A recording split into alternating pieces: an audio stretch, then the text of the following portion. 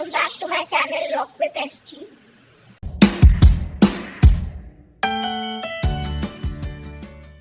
So hey guys, in this video I'm going to be telling you all what was my geography strategy and how can you be a pro in geography. So let's get started with the video.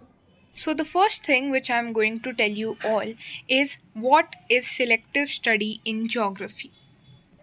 So giving the review of my geography paper, personally it was like average paper, not very easy.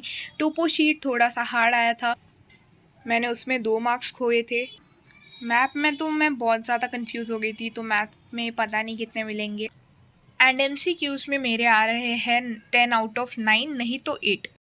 So guys, यहाँ पे मैं बता रही हूँ आपको meaning of selective study in geography. तो selective study क्या होता है? आपके क्लास 10 ICSE बोर्ड में सेक्शन बी में आपको 9 क्वेश्चन दिए होंगे. उसमें से आपको कोई भी 4 अटेंड करने रहेंगे. सबसे पहले होता है क्लाइमेट वाला चैप्टर, जिसमें से सेपरेटली 10 मार्क्स का क्वेश्चन आता है. बहुत इजी होता है, डेफिनेटली गो विथ क्लाइमेट. ठीक है. सो क्लाइमेट कुछ लोगों को हार्ड भी लगता है, तो उसके लिए मैं एक ऑल्टरनेटिव भी बताऊंगी आप लोग को. देन होता है सॉइल वाला चैप्टर, ये भी सेपरेटली 10 मार्क्स के लिए आता है आपके बोर्ड के पेपर में. फिर वाटर वाला भी सेपरेटली 10 मार्क्स के लिए, एंड नेचुरल वेजिटेशन वाला भी. तो ये चारों मैंने अच्छे से पढ़ के गई थी. मैं ये चारों में मैंने बहुत ज़्यादा ध्यान दिया था. अब नेचुरल वेजिटेशन के बाद हमारा है मिनरल्स वाला चैप्टर. तो यहाँ पे अगर आप ये वाला सेक्शन अटेम्प्ट करते हो तो आपको 3 चैप्टर्स पढ़ के जाने पड़ेंगे. ठीक है. तो 3 चैप्टर्स होते हैं, पर इजी होता है, आप इसके साथ भी जा सकते हो अगर आपको इन चारों में से कोई हार्ड लगता है. बट मैं पर्सनली मैंने इसको ऊपर से पढ़ा था जस्ट फॉर MCQ 1 मार्क्स के लिए. सो मिनरल्स के बाद आता है हमारा एग्रीकल्चर वाला चैप्टर. तो एग्रीकल्चर अगर आप अटेम्प्ट करते हो तो आपको उसके लिए 4 चैप्टर्स लर्न करने पड़ेंगे, एंड इस पे बेस्ड एक 10 मार्क्स का क्वेश्चन आएगा चारों को मिलाकर. सो लॉन्ग क्वेश्चंस के लिए मैंने तो ये नहीं किया था, बहुत ही ज़्यादा ऊपर से पढ़ा था मैंने इसको. एक आध MCQ का मार्क्स मिल जाए इसलिए, एंड मेरा MCQ करेक्ट आया था टू बी ऑनेस्ट इस वाले चैप्टर में से. नाउ इसके बाद हमारा agro based and mineral based, ये 2 चैप्टर्स है, इसमें से 10 मार्क्स के क्वेश्चन आते हैं.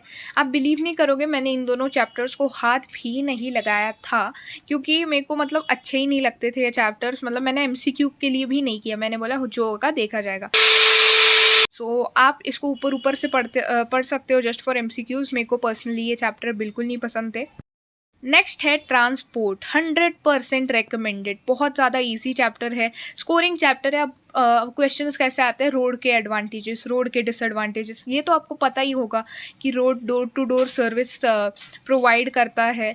फिर जो एयरवेज़ है उनके डिसएडवांटेजेस है कि वो बहुत कॉस्टली होता है. तो ये सब आपको जनरल नॉलेज है, तो ट्रांसपोर्ट के साथ आप डेफिनेटली जाओ. एंड वेस्ट मैनेजमेंट भी मैं रेकमेंड करती हूँ, उसमें आपको 2 चैप्टर्स पढ़ने पड़ेंगे.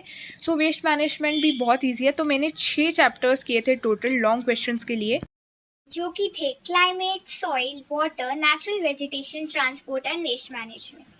ये सबसे इजी वाले चैप्टर्स है. अगर आपको कोई हार्ड लगता है तो आप इन तीनों में से भी कोई चूज़ कर सकते हो. आप बोलोगे अभी 5 ही क्वेश्चन हमको अटेम्प्ट करने होते हैं सेक्शन बी में, आपने 6 क्यों चुना? तो बच्चों, उधर जाके अगर कोई भी चैप्टर में से हार्ड क्वेश्चन आ जाता है, अगर आप 5 ही करके गए हो एंड उन 5 में से एक चैप्टर में से बहुत हार्ड क्वेश्चन आ जाता है, तो आपको एक बैकअप के लिए भी एक एक्स्ट्रा चैप्टर करके जाना चाहिए. फिर गाइज़, अगर हम बात करें टोपो शीट की, तो टोपो शीट तो इजी रहता है, ज़्यादा कुछ है नहीं इसमें. आप एक 1 शॉट देख सकते हो टोपो शीट के लिए, जिसका भी आपको पसंद आए. 1 शॉट देखने के बाद अपने बेसिक्स क्लियर करने हैं आप लोग को, एंड बेसिक्स क्लियर करने के बाद आपको करनी है question solve. Guys, map work का जो क्लास 10 ICSE का सिलेबस है वो बहुत ज़्यादा नहीं है.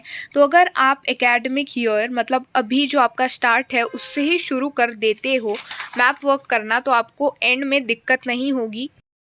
इस ज्योग्राफी के लिए आप PYQs भी सॉल्व कर सकते हो, ताकि आपको पता चल सके कि क्या पैटर्न होता है क्वेश्चन पूछने का बोर्ड्स में. This is all what geography is. Thank you. That's all for today. Subscribe for more.